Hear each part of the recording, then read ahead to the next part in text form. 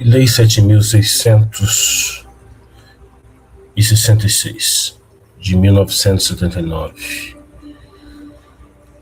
Ela trata sobre o parcelamento urbano, o ciclo da vida do parcelamento do solo, da gênese física ao rigor registral, do dossiê urbanístico. A arquitetura do parcelamento do solo previsto na legislação brasileira, nós temos ali do artigo 2 até o artigo 17 da Lei 6.766, a gênese física do empreendimento, a questão da aprovação, definição de conceitos e a chancela do poder público. No artigo 18, nós temos o coração jurídico, falando do registro. Apresenta um rigoroso dossiê, no artigo 18, e o patrimônio de afetação, o nascimento jurídico do lote. Artigo 25 a 26A, nós vemos tratamento da comercialização, fala sobre os contratos, a venda, os instrumentos irretratáveis e o escudo de proteção ao consumidor. A Lei 6.766 também fala sobre a mora e as questões penais, o inadimplemento, a purgação da mora, a rescisão contratual e os crimes previstos na referida lei. O artigo 2 vai falar sobre as figuras jurídicas do parcelamento do solo. As duas figuras principais seriam o loteamento e o desmembramento. Mas qual seria a diferença de um para outro? No loteamento, quanto ao sistema viário, exige a abertura de novas vias de circulação, o prolongamento, modificação da existência. Então, seria necessário construir esse sistema viário. A infraestrutura requer obras completas, como água, luz, esgoto e pavimento, e pavimentação.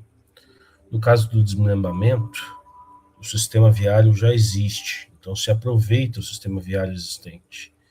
Não implica em abertura de novas vias.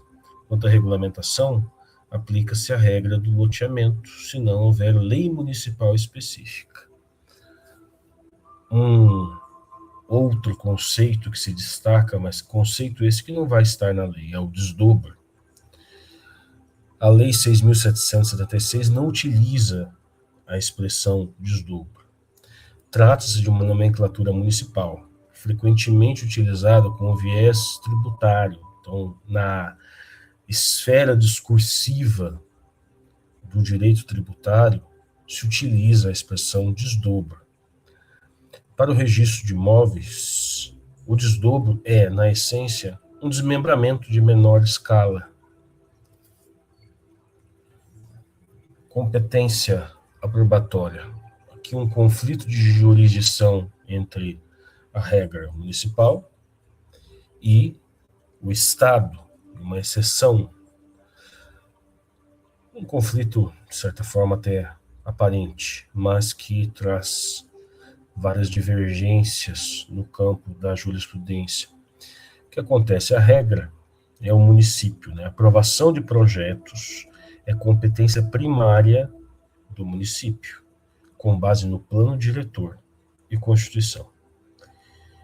Se a lei local ela for omissa, o prazo é de 90 dias para a aprovação e 60 dias para o aceite de obras. Com relação ao artigo 13, que fala justamente na questão de quando o Estado disciplinará a aprovação, apenas quando o projeto estiver localizado em áreas de proteção especial, como mananciais, patrimônio cultural histórico, área limítrofe entre municípios, regiões metropolitanas, ou seja, mais de um município, e área superior a 1 milhão de metros quadrados. A linha do tempo da prefeitura né, da esfera municipal até o registro, a esfera registral, notarial. Primeiramente, a questão da aprovação do município. É feita a emissão de um alvará ou um termo de verificação de obras, TVO. Inicia-se uma contagem regressiva e fatal. A natureza desse prazo, ela é decadencial e é de 180 dias.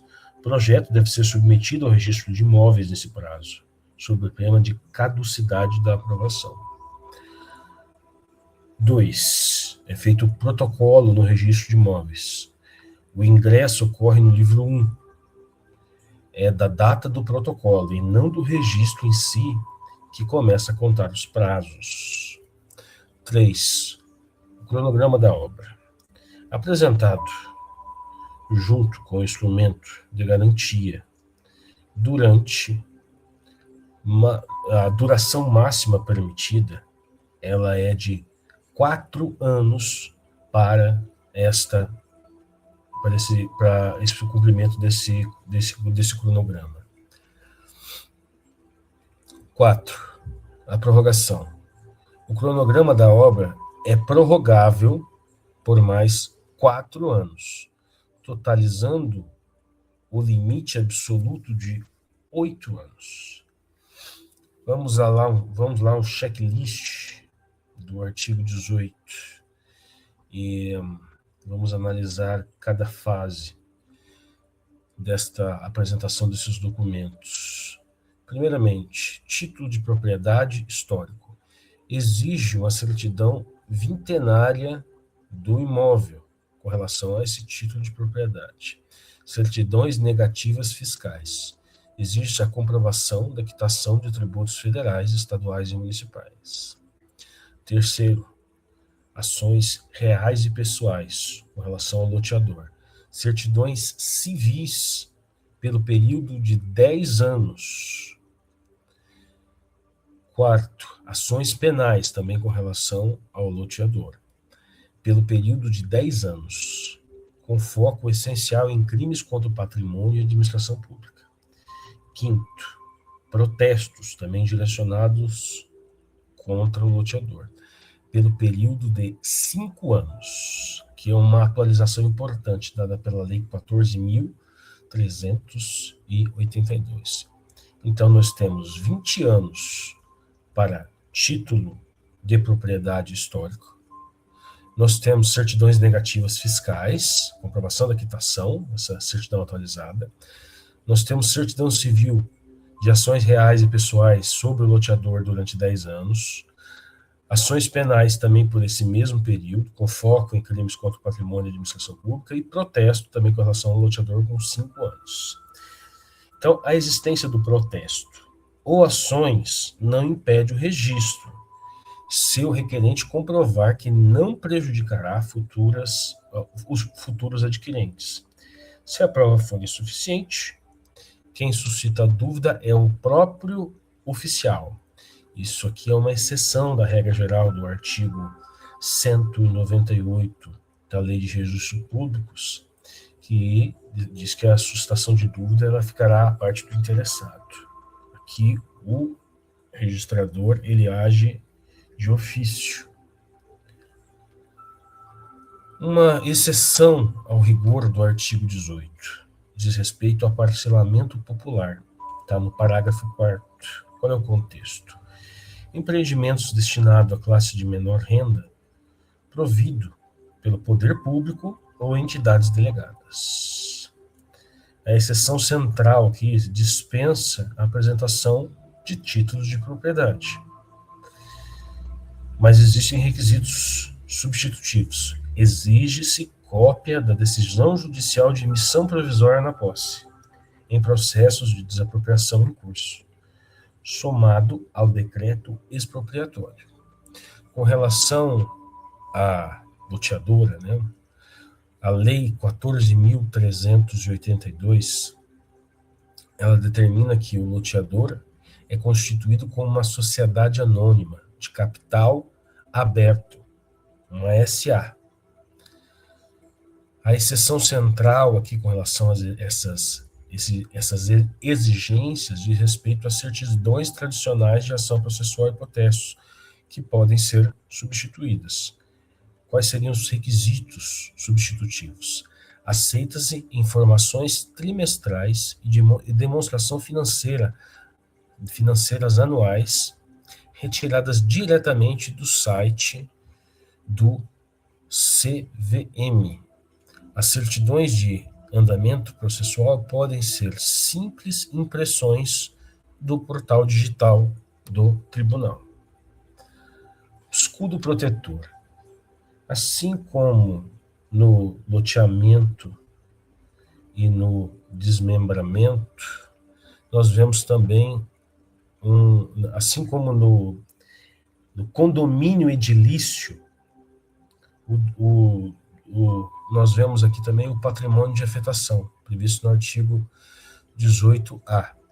A regra está na Lei 14.620, de 2023. O critério do loteador. O terreno, a infraestrutura e os recursos financeiros podem ser submetidos ao regime de afetação também. Qual a intenção? Proteger o empreendimento no caso de falência, por exemplo, da empresa-mãe. Aqueles recursos eles ficam vinculados exclusivamente à entrega do lote. Então, dívidas externas do loteador, insolvência do loteador, elas não afetam propriamente o empreendimento. O patrimônio fica blindado e apartado. Ele não se comunica com os demais bens do loteador e responde única e exclusivamente por dívidas do próprio loteamento. Anatomia do contrato padrão está lá no artigo 26. Aquele modelo depositado, né, e registrado. Pode ser um instrumento público ou particular assinado com o cliente.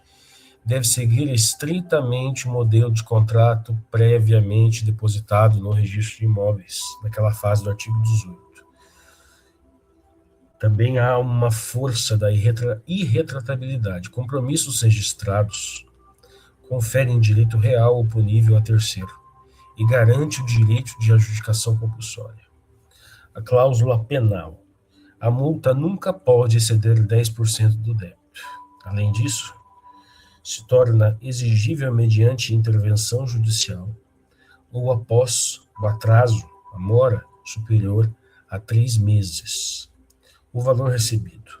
Compromisso acompanhado de prova de quitação integral vale como título para registro definitivo da propriedade. Dispensa a escritura pública, mas isso é uma exceção estrita da Lei 6.766, não aplicável por analogia a outras leis. Conflito de normas, a restrições privadas e o zoneamento público. Restrições convencionadas pelo loteador, está prevista no artigo 26, inciso 7. O loteador pode impor restrições severas urbanísticas nesse contrato. Exemplo, recuos frontais maiores, proibição absoluta de comércio, estipulação de mínimo da construção. Só que o plano diretor da prefeitura pode também se contrapor a isso. O município detém poder constitucional originário de organizar o território urbano, alterando o zoneamento dos bairros residenciais para uso misto ou comercial ao longo do tempo. A resolução desse conflito.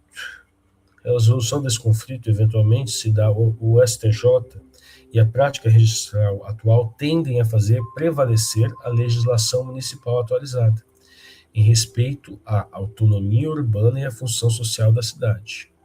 Embora o tema ainda gere intensos litígios com associações de moradores e bairros antigos. Um exemplo é a City Lapa. O escudo protetor do consumidor, chamado quadro resumo, está no artigo 26A. É obrigatório, existe uma obrigatoriedade. Inserido em 2018, é obrigatório que todo contrato inicie com este quadro gráfico, com o preço total a ser pago, o valor da corretagem, bem destacado, taxa de juros e índice de correção. Consequências da rescisão e as penalidades aplicáveis. Obrigatório estar em negrito no contrato real. Informações sobre direito de arrependimento, uma exigência do CDC. A penalidade omissiva, a regra dos 30 dias. Caso falte qualquer uma dessas informações, o loteador é notificado para aditar o contrato em 30 dias. A inércia caracteriza justa causa automática para rescisão por culpa do loteador, a pedido do adquirente. Como funciona essa engrenagem da inadimplência? Vamos analisar esse procedimento. Se há uma prestação vencida e não paga, é feita a intimação do devedor via oficial de registro de imóveis. O prazo final, 30 dias após constituída em mora, inicia-se um prazo de 15 dias para o devedor pagar, purgando a mora. Caso ele faça isso, realize o pagamento, convalesce o contrato, a relação contratual segue normalmente.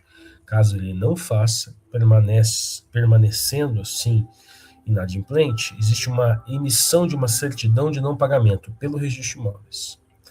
O vendedor requer o cancelamento do registro do compromisso de compra e venda. Uma nota prática. Pagamento em consignação extrajudicial. Se o credor recusar a receber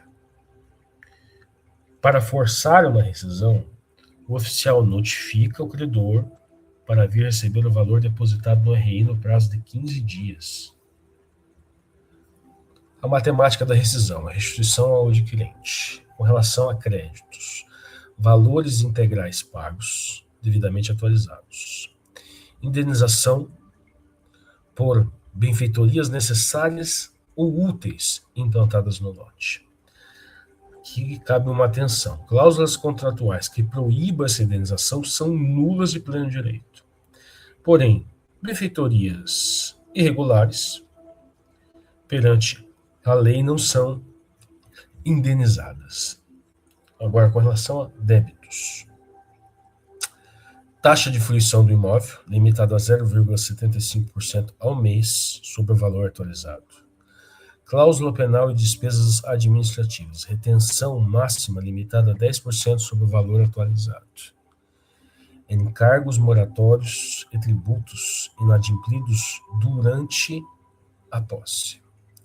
Regras para essa restituição e suas garantias. Né? A restituição do saldo deverá ocorrer em até 12 parcelas.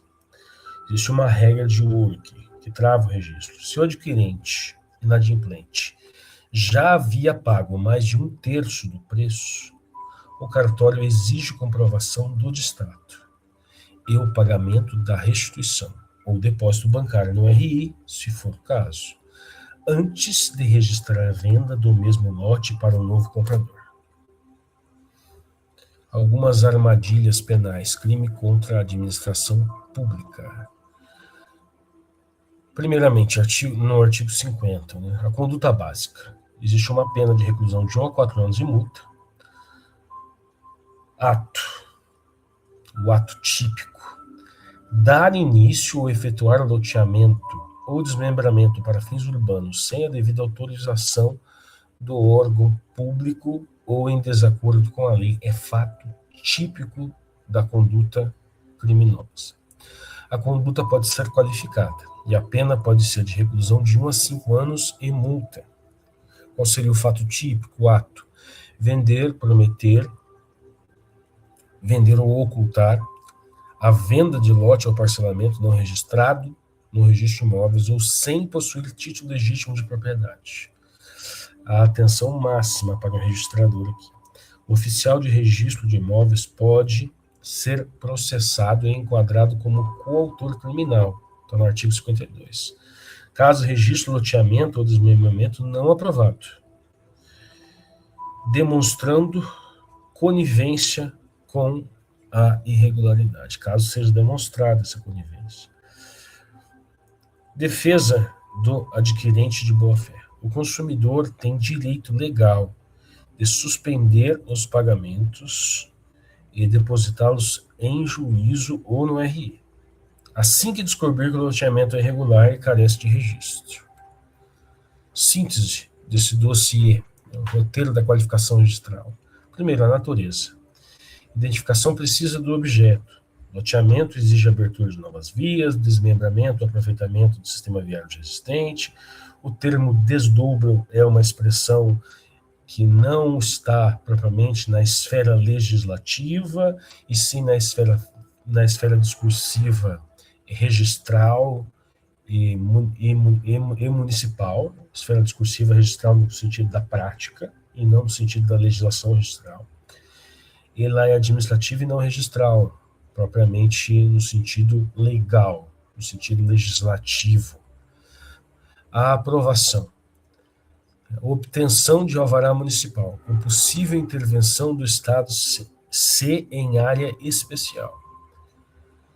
A emissão deste alvará aciona o relógio decadencial e flexível de 180 dias para ingresso no cartório. 3. O ingresso no cartório. Artigo 18. O protocolo do dossiê exige certidões impecáveis, com foco temporal de 10 anos para ações judiciais, 5 anos para protesto. O contrato padrão é depositado.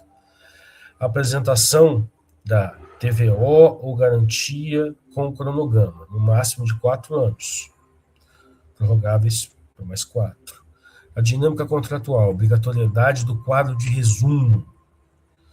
O rito de mora, ele é de 30 dias, mais 15 dias para purgar a mora, no caso de inadimplência. Multas penais limitadas a 10%, após 3 meses da mora. Restituição em caso de distrato retém 10% para fins administrativos e 0,75% para fruição. Parcelamento do solo é transação da geografia bruta para a segurança jurídica.